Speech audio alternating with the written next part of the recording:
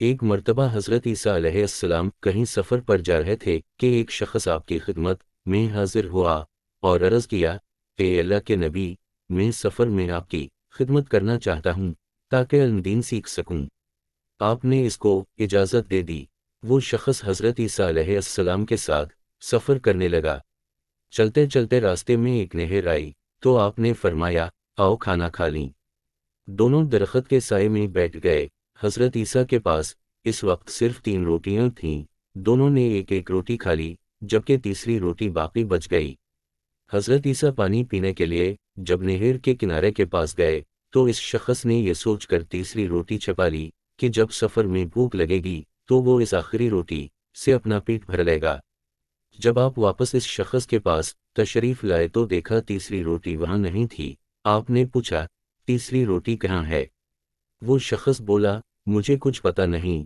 حضرت عیسیٰ اللہ کے نبی تھے، وہ سب جانتے تھے، لیکن اس شخص کا جواب سن کر خاموش ہو گئے۔ وہاں کچھ دیر قیام کے بعد حضرت عیسیٰ اور وہ شخص آگے چل پڑے۔ کافی دور راستے میں ایک جنگل آ گیا۔ اس شخص کو بھوک لگنے لگی۔ اسی لمحہ حضرت عیسیٰ کو جنگل میں ایک ہرنی اپنے 2 بچوں کے ساتھ نظر آئی۔ آپ نے ہرنی کے ایک بچے کو اپنے پاس بلایا تو وہ دوڑتا ہوا آپ کی خدمت میں حاضر ہو گیا۔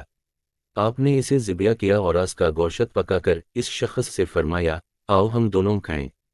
گوشت کھانے کے بعد آپ نے ہرنی کے بچے کی ہڈیوں کو جمع کیا اور فرمایا، اللہ کے حکم سے زندہ ہو کر کھڑا ہو جا۔ آپ کا یہ فرمانا تھا کہ ہرنی کا بچہ زندہ ہو گیا اور چوکڑیاں بھرتے ہوئے اپنی ماں کے پاس چلا گیا۔ وہ شخص اللہ کے نبی کا معجزہ دیکھ کر حیران ہو گیا۔ حضرت عیسیٰ نے اس شخص سے پوچھا، تجھے اس اللہ کی قسم جس نے مجھے یہ معجزہ دکھانے کی قدرت عطا کی، اب سچ بتا دو، وہ تیسری روٹی کہاں گئی؟ وہ شخص اپنے جھوٹ پر قائم رہا اور بولا، مجھے کچھ معلوم نہیں۔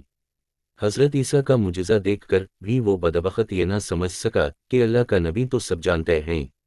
آپ نے فرمایا، آؤ آگے چلیں۔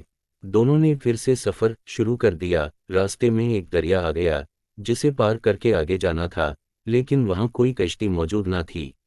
وہ شخص ادھر ادھر کشتی تلاش کرنے لگا کہ آپ نے اس کا ہاتھ پکڑا اور دریا کے پانی کے اوپر اس طرح چلنے لگے جیسے زمین پر چل رہے ہوں۔ دریا کے پانی کے اوپر چلتے ہوئے آپ اس شخص کو ایک کنارے سے دوسرے کنارے پر لے آئے۔ اس شخص نے اپنی آنکھوں سے حضرت عیسیٰ کا دوسرا معجزہ دیکھ لیا تھا۔ آپ نے پھر اس شخص سے پوچھا، تجھے اس اللہ کی قسم جس نے مجھے یہ معجزہ دکھانے کی قدرت عطا کی، سچ سچ بتا، وہ تیسری روٹی کہاں گئی؟ وہ شخص حضرت عیسیٰ کے معجزات دیکھ کر بھی جھوٹ بولتے ہوئے کہنے لگا، مجھے کچھ پتہ نہیں۔ آپ نے فرمایا، آؤ آگے چلیں۔ راستے میں ریگستان آ گیا۔ صحرا کی ریت دھوپ میں ایسے چمک رہی تھی جیسے سونا ہو۔ اس شخص نے چھو کر دیکھا تو وہ گرم ریت تھی۔ حضرت عیسیٰ نے تھوڑی سی ریت جمع کر کے ایک ڈھیری بنائی اور پھر اس ڈھیری سے مخاطب ہو کر فرمایا، کہ ریت کی ڈھیری اللہ کے حکم سے سونا بن جا۔ آپ کے یہ فرماتے ہی ریت کی ڈھیری سونے میں تبدیل ہو گئی۔ آپ علیہ السلام نے سونے کی ڈھیری کے 3 حصے کیے اور پھر اس شخص سے فرمایا، سونے کی ڈھیری کا ایک حصہ میرا ہے اور دوسرا حصہ تیرا ہے، جبکہ تیسرا حصہ اس شخص کو ملے گا جس کے پاس وہ تیسری روٹی ہوگی۔ سونے کی ڈھیری دیکھ کر اس شخص کی آنکھیں سونے کو دیکھتی ہی رہ گئیں۔ وہ سونے کا تیسرا حصہ کھونا نہیں چاہتا تھا۔